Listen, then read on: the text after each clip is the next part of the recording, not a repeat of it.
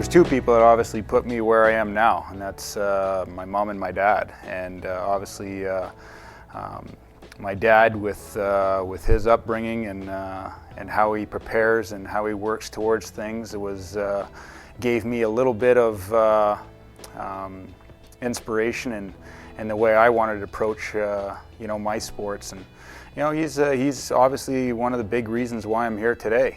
His dad was very proud. No question about that. It was not a surprise to me that he got drafted, but yet it was. It was kind of beyond belief that my son had been drafted in the NHL. I mean, he's living his dream, and as a parent, what more could you want for your kid than for them to pursue their goals and their dreams and have it work out?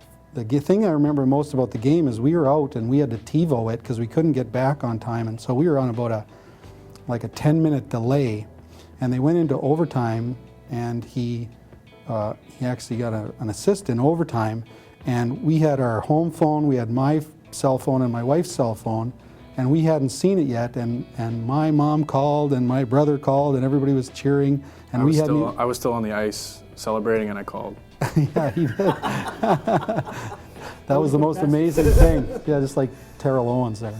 He was playing in Rochester, and my wife drove up to Rochester to see him, and it was a major snowstorm. I couldn't because I was working, and she got there. She called me. She says, "Derek's not here." I said, "Well, maybe he got hurt in the practice, or maybe he's getting the rub down or something."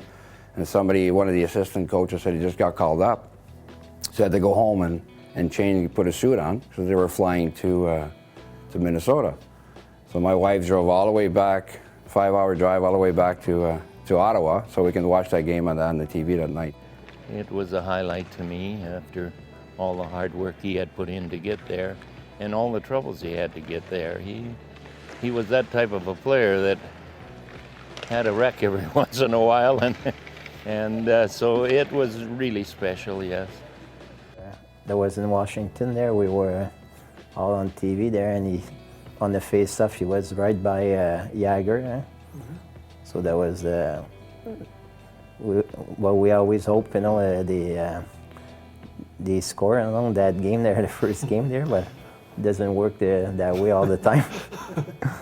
Yeah, but it was special for us. How did I find out? I was Christmas shopping with my daughter, and it was the same thing.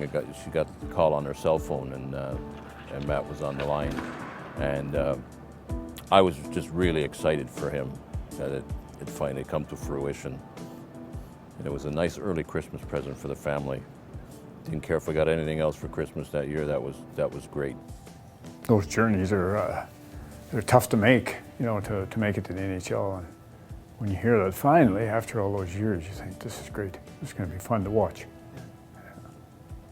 And I'm assuming it was. Oh yeah, it was. It was great. He played very well, actually, I thought.